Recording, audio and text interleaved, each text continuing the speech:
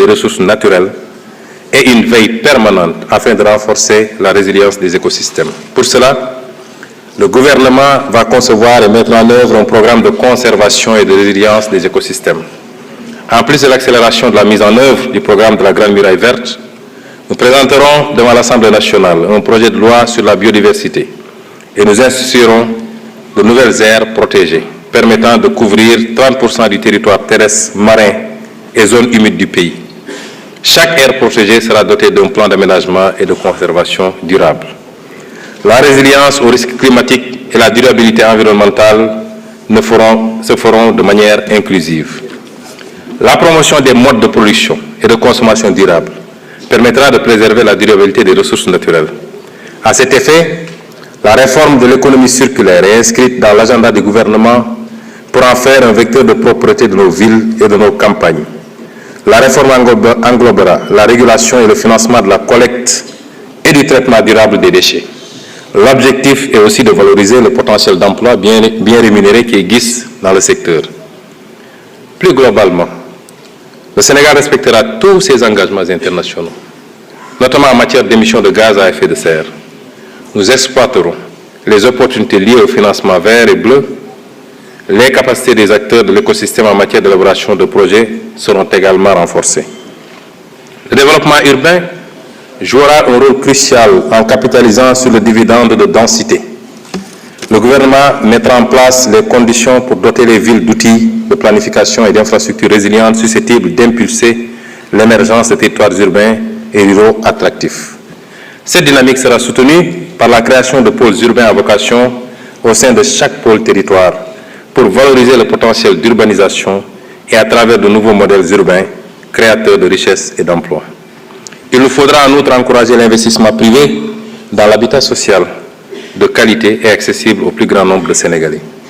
En plus de renforcer les programmes publics de construction et d'aménagement foncier, c'est tout le sens qu'il faut donner à la révision du Code de l'urbanisme, à l'accélération de la délivrance des actes d'urbanisme, à l'amélioration de la gouvernance dans l'attribution des titres de propriété, à l'extension du système Télédac pour couvrir la gestion numérique des autorisations d'aménagement urbain, et j'en passe. En matière de gestion foncière et domaniale, nous mettrons en place une structure plus adaptée pour une prise en charge correcte de la gestion du domaine de l'État, de la conservation et de la propriété et des droits fonciers et de la réalisation du cadastre national. Au-delà de l'État, elle peut constituer le meilleur cadre pour appuyer les communes à l'utilisation d'outils modernes de gestion foncière.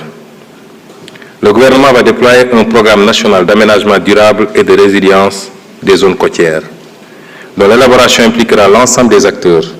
La mise en œuvre sera précédée par une campagne de sensibilisation et le déplacement des populations impactées précédé d'un plan de réinstallation défini selon les meilleurs standards en matière n'est pas exclu en cas de nécessité absolue.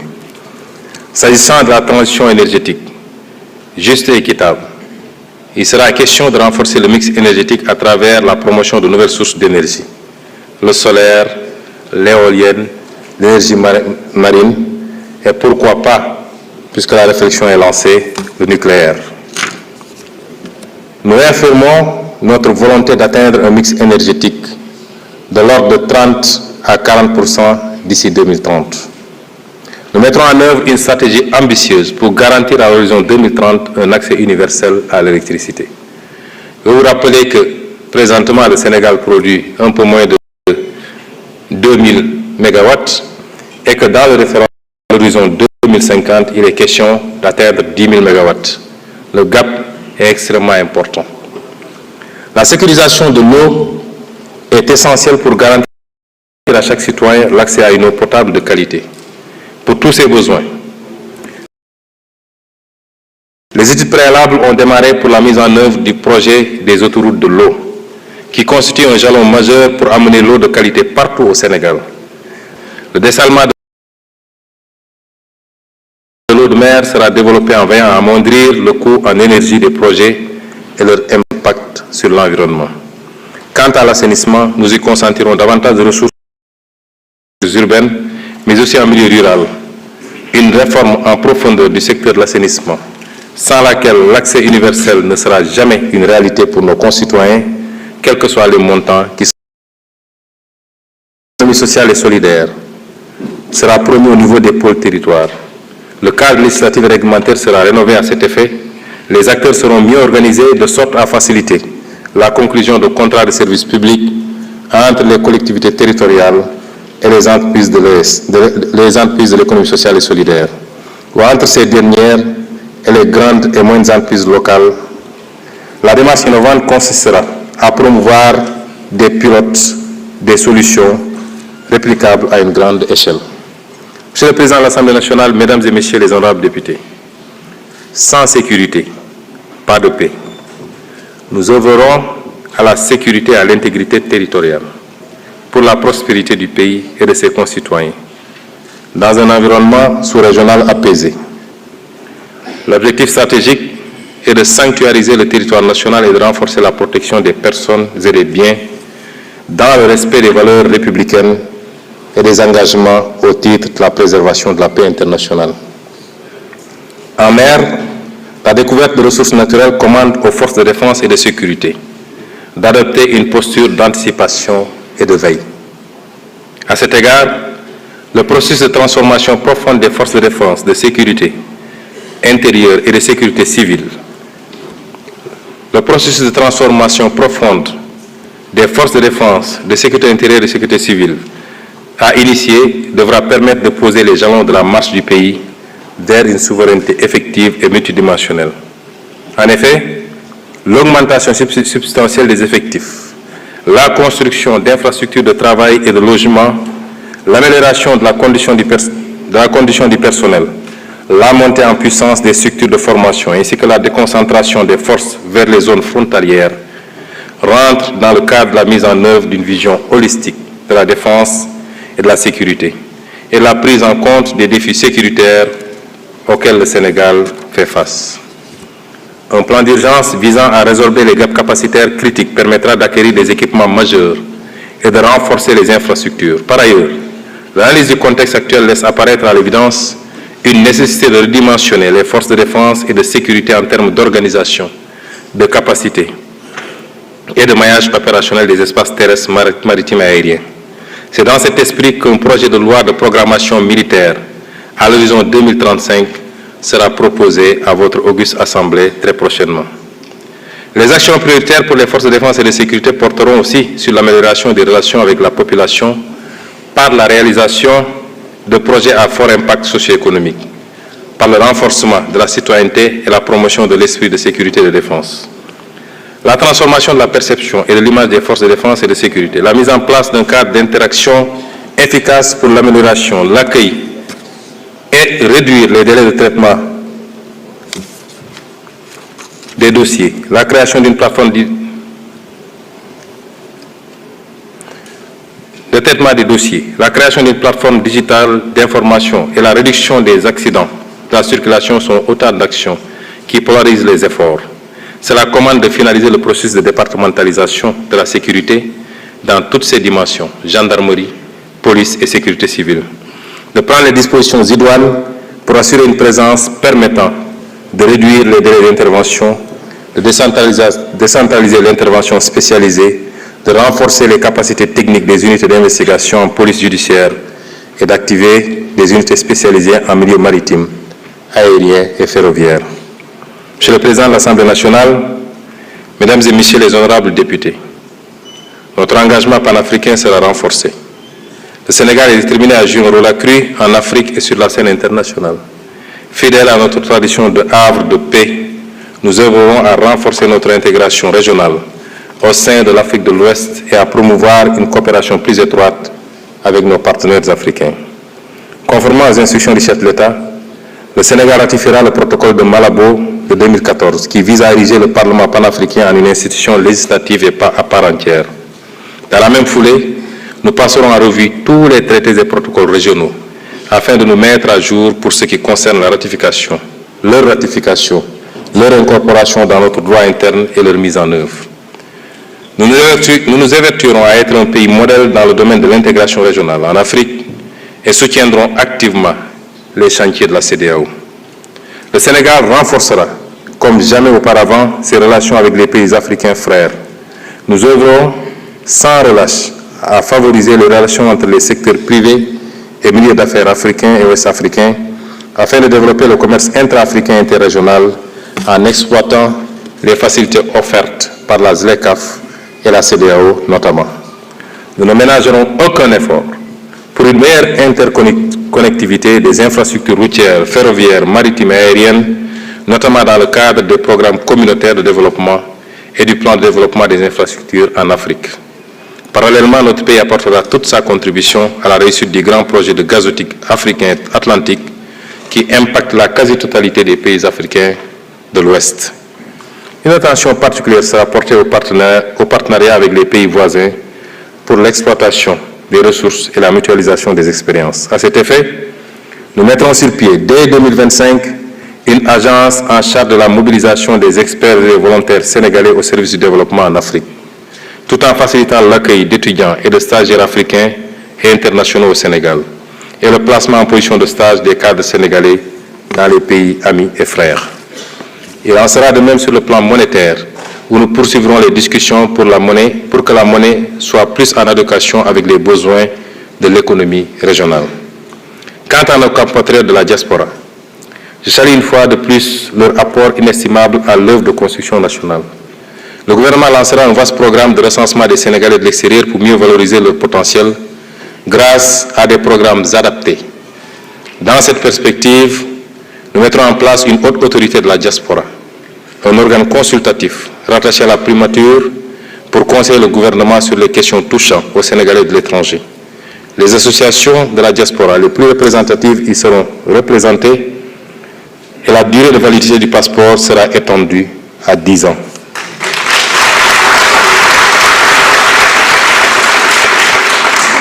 Le gouvernement nommera des magistrats de liaison dans certains postes au-delà de l'entrée judiciaire.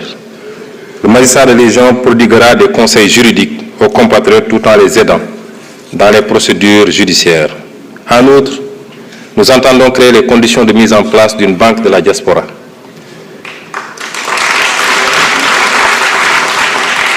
Nous appliquerons le principe de réciprocité pour la délivrance de visas aux ressortissants de certains pays.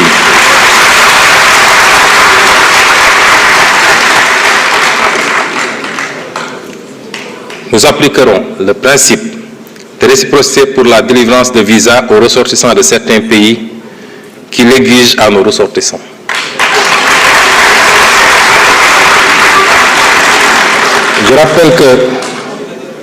Je rappelle que si la suppression de la procédure des visas biométriques payants est entrée en vigueur le 1er mai 2015, les textes législatifs et réglementaires l'instituant n'ont pas été abrogés subséquemment.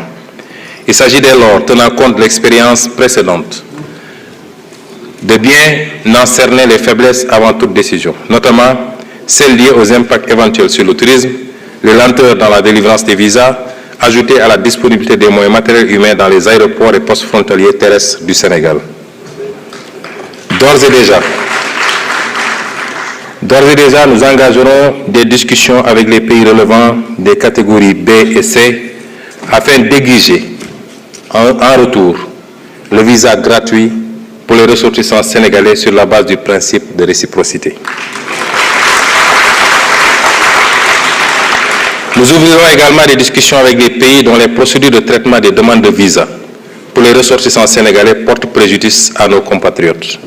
Pour mieux comprendre les procédures d'accès aux plateformes de prise de rendez-vous, la tarification des frais exigibles pour le traitement des demandes, les procédures de vérification d'authentification,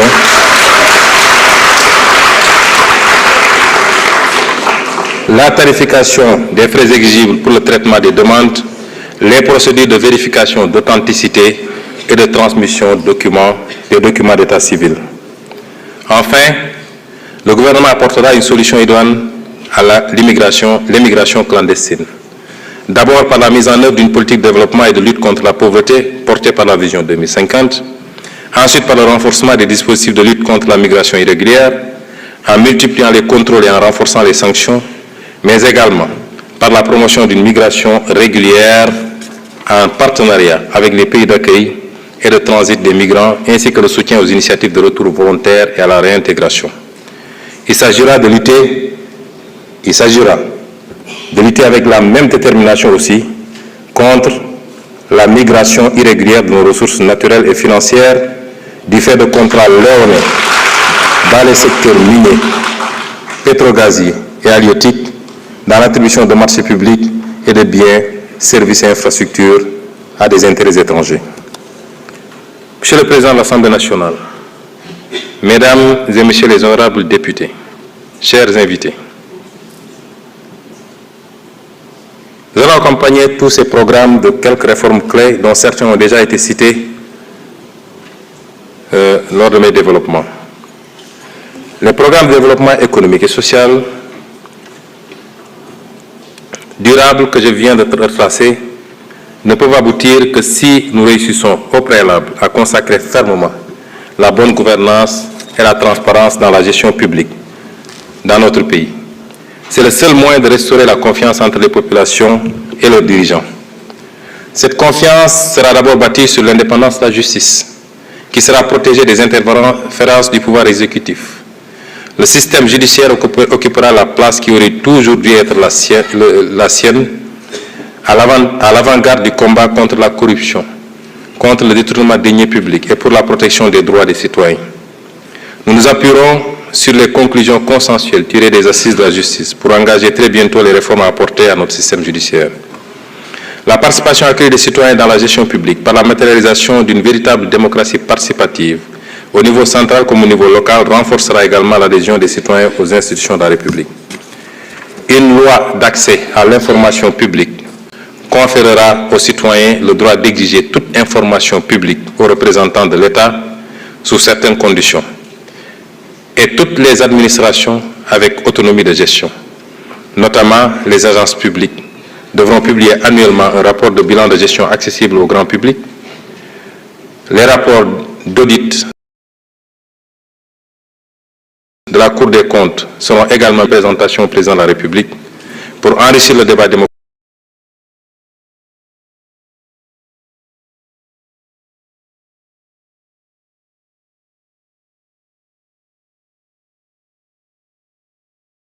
par la connaissance de faits effectivement aux modalités de la gestion publique. Une charte des libertés et de la démocratie sera adoptée pour renforcer les droits et libertés. Inclusivité en intégrant automatiquement, par exemple, tous les citoyens de plus de 18 ans dans le fichier électoral lorsqu'ils se verront établir une carte nationale du domicile.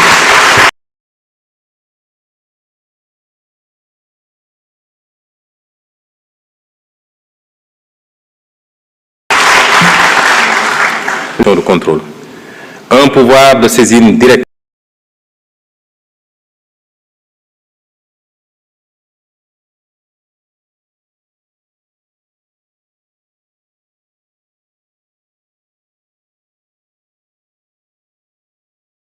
de ce dernier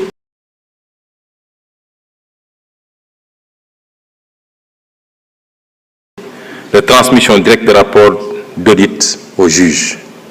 Des dépenses dans le sens d'élargir les marges budgétaires et d'améliorer les impacts économiques et sociaux de la dépense publique. Le souci de transparence dicte une revue organisationnelle des systèmes comptables et budgétaires afin d'assurer l'intégrité et la fiabilité de l'information financière indispensable à la prise de décision, à la confiance de nos concitoyens et de nos partenaires au développement. Désormais, les services statistiques des ministères seront fonctionnellement rattachés à l'Agence nationale de la statistique et de la démographie, l'ANSD. Nous engagerons une réforme foncière et une planification territoriale rigoureuse afin de valoriser les terres agricoles, de sécuriser les droits des producteurs et de protéger les espaces agricoles contre l'urbanisation non planifiée et l'exploitation minière à grande échelle, favorisant ainsi les investissements agricoles à long terme sur les parcelles.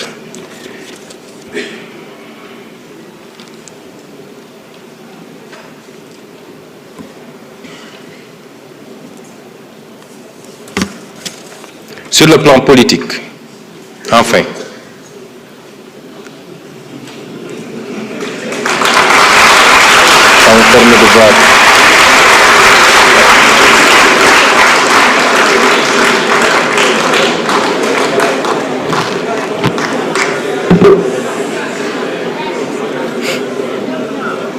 Je vois des députés qui souffrent alors qu'ils sont tranquillement assis depuis 2 heures de temps.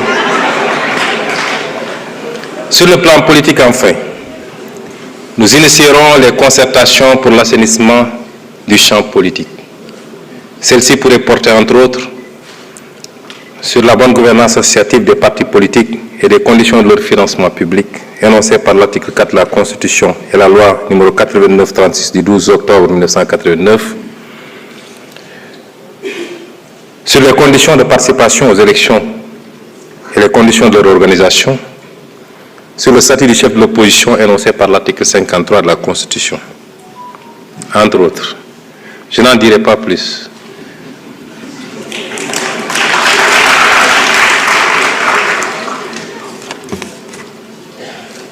Pour conclure, Monsieur le Président de l'Assemblée nationale, Mesdames et Messieurs les honorables députés,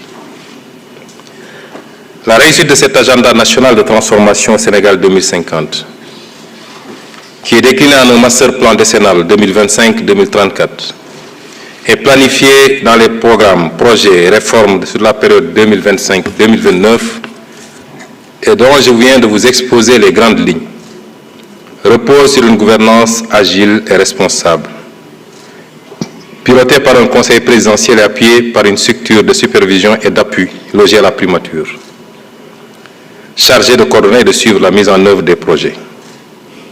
Des contrats de performance formaliseront les engagements entre les ministères, les collectivités territoriales et les autres acteurs, avec des mécanismes rigoureux de suivi et de redevabilité.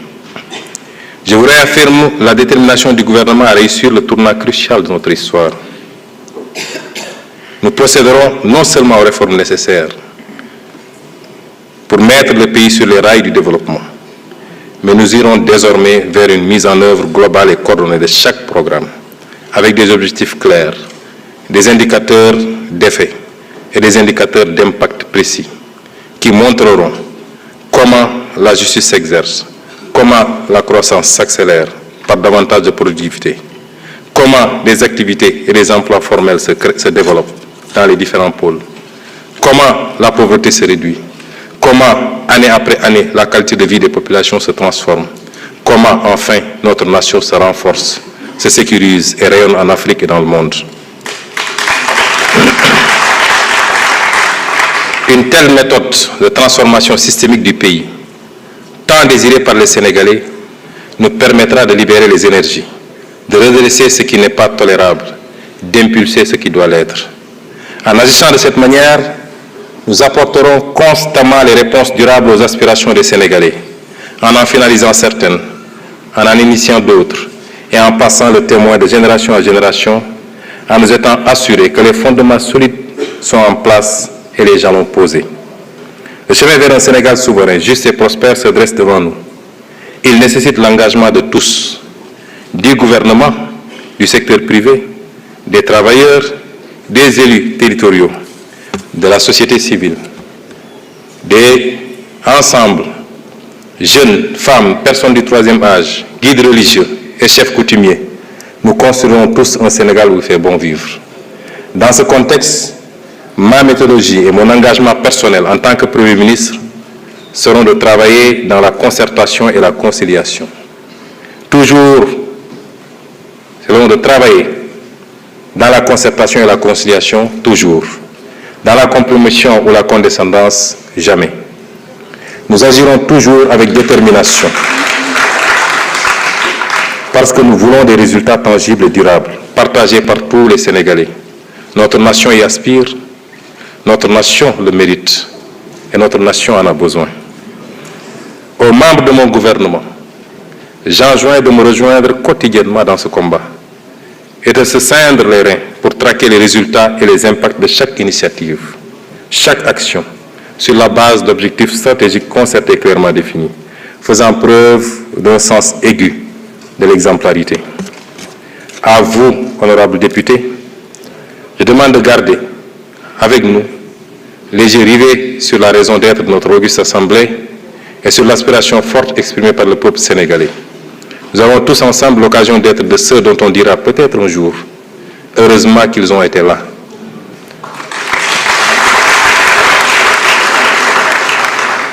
œuvrer dans un esprit d'ouverture qui nous permette de fédérer toutes les forces de notre nation. À chaque Sénégalaise et à chaque Sénégalais, je demande de ne pas être en reste dans ce combat, dans ces batailles, une vision 2050 ambitieuse pour notre pays, pour nous-mêmes et pour nos enfants et petits-enfants, dont chaque étape devra être un engagement exaltant, fait de discipline et de patriotisme, de don de soi pour la patrie.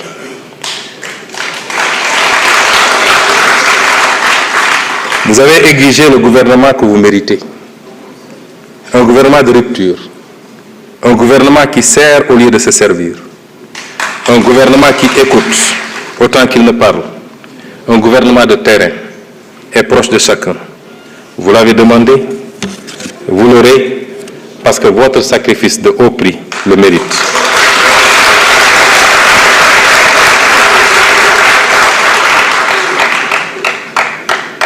Monsieur le Président de l'Assemblée nationale, Mesdames, Messieurs les députés, que Dieu nous aide à réussir cette noble mission. Vive le Sénégal et vive l'Afrique.